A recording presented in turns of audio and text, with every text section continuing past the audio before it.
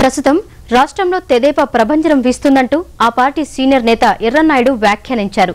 కాంగ్రెస్ ప్రభుత్వానికి count down మొదలైందని, అందుకే ఆ పార్టీ నుంచి తెదేపాలోకి వలసలు మొదలయ్యాయని తెలిపారు. ఆయన కడప జిల్లా జమ్మలమడుగులో హరికృష్ణ, రోజాలతో కలిసి విలేకరుల సమావేశం నిర్వహించారు. వైఎస్ అసహనంతో ప్రతిపక్షాలపై మండిపడుతున్నారని, లెఫ్ట్ పార్టీలకు కులతత్వం ఆపాదించడం కాంగ్రెస్ రాజకీయ పతనావస్థకు అద్దం పడుతోందని విమర్శించారు.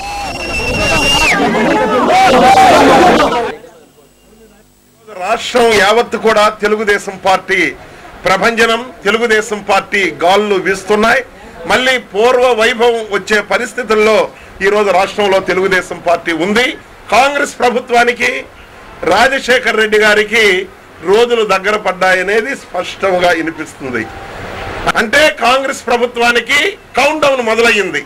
ఏప్రిల్లో ఎన్నికలు జరిగితే 100 రోజులు ఉన్నాయనుకుంటే ఇంక రోజులు లెక్క పెట్టుకోవాలి తప్ప ఇంక ఈ ప్రభుత్వానికి నిమజ్జనం చేసే రోజులు దగ్గరలో ఉన్నాయని చెప్పి నేను మనవి చేస్తున్నాను.